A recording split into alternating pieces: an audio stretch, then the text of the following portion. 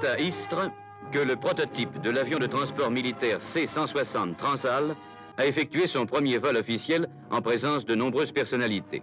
Une génération d'avions en chasse une autre. 50 ans après le premier vol du Transal, un nouvel avion de transport européen, l'A400M Atlas, arrive dans les forces. Pour en parler, je vous retrouve sur la base aérienne d'Orléans-Brissy, la base de mise en œuvre de l'A400M Atlas, le nouvel avion de transport de l'armée de l'air. Arrivé le 2 août dernier dans le Loiret, le premier exemplaire, fruit d'une coopération européenne inédite, marque le début du nouvel ère dans le transport aérien militaire. Bonjour colonel, vous commandez cette base. Comment s'est-elle préparée à accueillir l'A400M Atlas ? La base aérienne se prépare depuis plusieurs années à accueillir l'A400M. Il s'agit de relever deux défis majeurs. L'un technique, qui porte principalement sur l'infrastructure de la base, et le second de l'ordre de l'humain, qui est la prise de compétences sur une machine ultra-moderne. L'armée de l'air française est la première à recevoir un exemplaire. J'imagine que c'est une fierté pour vous. Oui, c'est une fierté, d'autant qu'elle s'inscrit dans une longue lignée d'accueil d'avions nouveaux sur la base aérienne, puisque la base a été la première à recevoir les Nord-Atlas dans les années 50, les Transal dans les années 60, les C-130 dans fin des années 80, désormais l'Atlas, donc c'est effectivement une grande fierté pour nous. Merci colonel pour vos explications. À plusieurs centaines de kilomètres, une dizaine de nations participent au centre d'excellence de cyberdéfense coopérative de l'OTAN en Estonie. Chaque nation a envoyé ses experts, militaires et civils, pour travailler sur des questions liées au cyberespace. Et cette année, la France fait partie des nouvelles recrues. En 2008, l'Estonie a créé un centre consacré à la cyberdéfense situé dans Tallinn, la capitale. Devenu peu après un centre d'excellence OTAN, il accueille aujourd'hui une quarantaine de personnes de 11 nationalités différentes qui contribuent à l'élaboration de travaux dans le domaine cyber. Nous avons trois principaux axes de travail: politique et législatif, exercice et doctrine, recherche et développement. La qualité de nos contributions est un soutien pour le commandement central des forces militaires de l'OTAN, mais également pour que l'Alliance détermine sa position officielle en matière de cyberdéfense. Nous sommes une sorte de think tank pour l'OTAN et les nations qui collaborent aux travaux du centre. Le Centre d'excellence de cyberdéfense coopérative de l'OTAN dresse ainsi un panorama de ce qui peut se faire aujourd'hui dans le monde de la cybersécurité. Il sera rejoint cette année par 3 nations, le Royaume-Uni, la Turquie et la France. La France est un poids lourd dans le domaine de la cyberdéfense. Je pense que ce pays peut apporter beaucoup à notre effort commun de réflexion autour des problématiques cyber, pour l'OTAN et pour les nations du centre. La contribution de la France est vraiment bienvenue. Premier Français à intégrer le centre de Tallinn en juillet dernier, le commissaire Brandgetto officie en tant que conseiller juridique. Le livre blanc de 2013, désormais, pose la menace cyber comme étant une des plus importantes et à laquelle il faut faire face. On s'est vraiment aperçu que cette menace, elle était réelle et en conséquence, le livre blanc de 2013 l'a dit clairement, voilà, c'est une priorité, nous l'affichons et c'est pour ça que la France, en 2013, va rejoindre le centre de Tallinn. En plus de cette mission principale au centre de cyberdéfense, le commissaire sera chargé d'entretenir des relations bilatérales avec le ministère de la Défense estonien durant les 3 prochaines années.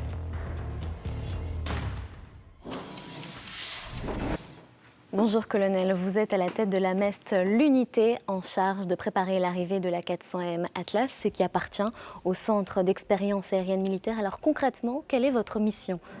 Ici, nous avons une double mission que nous retrouvons dans l'ensemble des unités du CEM, c'est-à-dire une mission d'expérimentation afin d'offrir le plus rapidement possible une mise en service opérationnel de l'A400M Atlas pour les forces.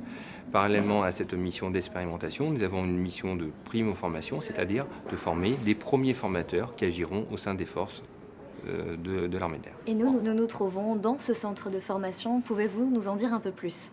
Ce centre de formation a une vocation internationale. Il est équipé d'un simulateur pilote, d'un simulateur chef de soute, la soute étant vraiment le cœur d'un événement de transport stratégique et tactique. Il est équipé de 3 salles de cours totalement modernisées. Enfin, nous attendons sous peu un simulateur concernant les mécaniciens pour étudier les recherches de panne. Merci colonel et bonne continuation. Merci.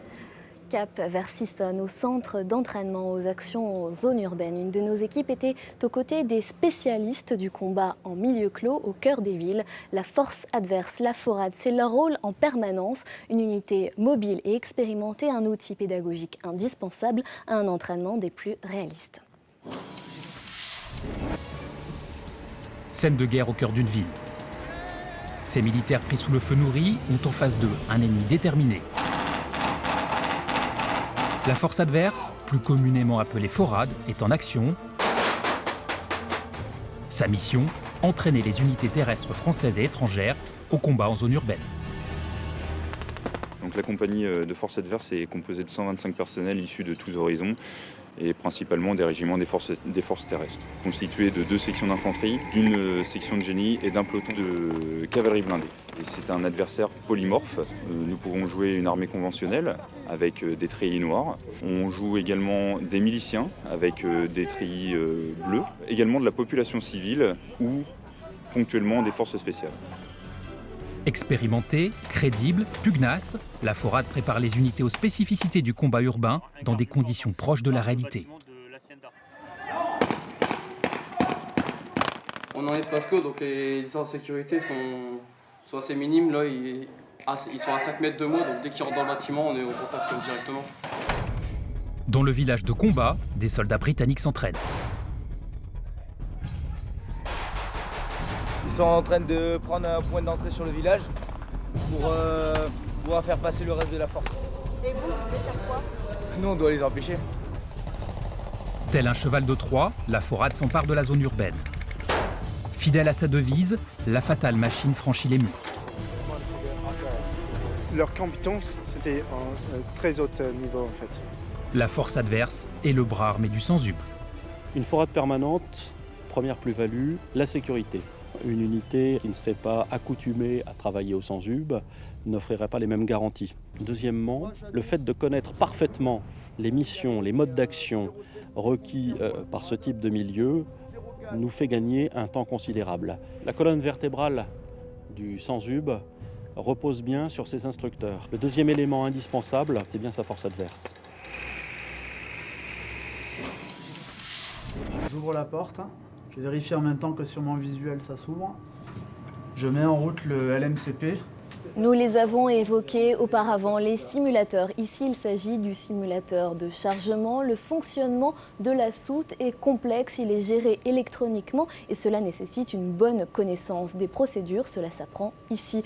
Vous le voyez juste derrière moi, un Cougar, mais l'avion peut également embarquer 2 hélicoptères Tigre ou un véhicule blindé de combat d'infanterie.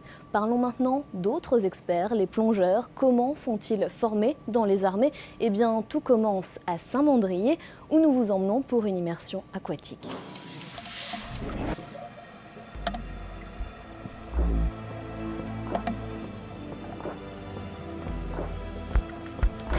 Ils sont issus d'armées différentes et pourtant, les plongeurs militaires ont désormais tous un point commun. Être passés par l'école de plongée de la Marine nationale, située à Saint-Mandrier. Alors à l'école de plongée, on enseigne la plongée à tous les plongeurs, tous les aspirants plongeurs des armées. Donc il y a différents types de cours, avec différents départements d'instruction. Un premier cours de base basique pour tous les plongeurs des armées, qui est le cours plongeur de bord. Des cours de spécialistes qui sont les plongeurs des mineurs, nageurs de combat et plongeurs de l'armée de terre. En plus, on a différents cours en travaux sous-marins, en intervention sur munitions et explosifs, et puis des cours spécialisés pour le service de santé des armées dans le domaine hyperbare. C'est en 1952, avant même l'ouverture de l'école de plongée, que le cours nageur de combat a été créé par un marin et un personnel de l'armée de terre. Ce cours alimente depuis les unités spéciales des armées. Commando marine ou service action, l'élite des nageurs des armées s'y est toujours côtoyée. C'est hyper intéressant dans le sens où les marins ont une autre culture, une autre expérience. C'est leur milieu, ils connaissent très bien. Et c'est une autre façon de travailler, une autre façon de voir les choses. Et pour nous, c'est très intéressant. Mais avant la présentation du cours nageur de combat, les aspirants plongeurs passent tous par une formation initiale, le cours plongeur de bord. C'est un cours qui dure 5 semaines, qui forme tous les plongeurs des armées au niveau initial de la plongée militaire.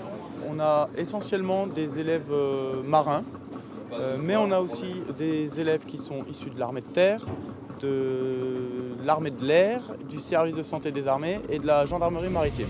On a en permanence 2 instructeurs qui sont issus de l'armée de terre pour les 6 cours sur une année, les 6 cours plongeurs de bord. Il existe désormais un nouveau lien entre la Marine nationale et l'armée de terre, en plus du protocole sur la formation initiale de 2008. Les plongeurs qui étaient avant formés à l'école du génie d'Angers sont maintenant formés à Saint-Mandrier. Il n'y a que des avantages d'être basé à l'école de plongée de la Marine, dans le sens où les sites d'évolution de plongée sont à proximité. Le soutien santé est là pour nous. La véritable différence, c'est la visibilité. Le plongeur de l'armée de terre a bien souvent peu de visibilité et se déplace au toucher. Donc ils font toute la formation initiale ici, à Saint-Mandrier, et ensuite leur spécification au intérieur, ils vont la faire à Angers, où ils trouvent des rivières et des lacs pour plonger. Ayant dès le début accueilli des personnels des autres armées, l'école de plongée de la Marine nationale est en chemin vers l'interarmée. Un exemple réussi de mise en commun des savoir-faire. Parmi les nouvelles infrastructures, ce hangar, le HM18, 3600 m².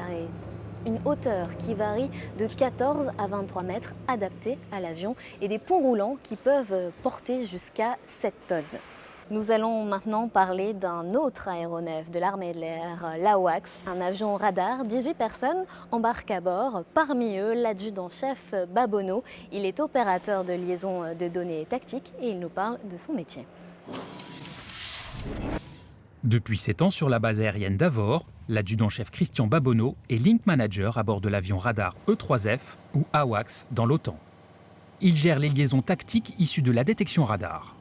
Si on travaille par exemple avec un centre de contrôle en France, donc lorsqu'on fait des missions d'entraînement, on va recevoir donc une situation élaborée par les centres de contrôle pour faire de la surveillance ou de la sécurité des vols aussi. Et nous, on va compléter la détection que ne verra pas donc les radars sol. On va compléter la détection, surtout en ce qui concerne la basse altitude par exemple. Et aussi, on peut être amené donc, lors d'opérations à faire par exemple de la détection de bateaux comme les missions style Atalante, où on va donc détecter donc, des navires et on va donc fusionner ces détections et travailler donc, en coopération avec des moyens autres comme des patrouilles maritimes. En vol, il doit connaître toutes les liaisons et les réseaux pour permettre les échanges d'informations. Et pour cela, il faut consciencieusement préparer la mission. Donc on va avoir un briefing initial où nous sera présenté donc l'enveloppe de la mission. Et ensuite on va coordonner donc, avec les différentes fonctions qu'on va retrouver à bord de la WACS. Donc ça va être avec les contrôleurs, avec donc, les opérateurs de surveillance, avec les techniciens. C'est important aujourd'hui de pouvoir échanger et de pouvoir transmettre donc, des informations donc, à nos décideurs afin qu'ils puissent prendre donc, les décisions justement sur l'opération, faire intervenir donc, des moyens tout de suite. L'adjudant-chef est aussi leader de sa spécialité. Entre 2 missions, il élabore de la documentation et forme des élèves qui s'ajouteront peut-être aux 7 opérateurs de liaison de données qui œuvrent déjà à l'escadron.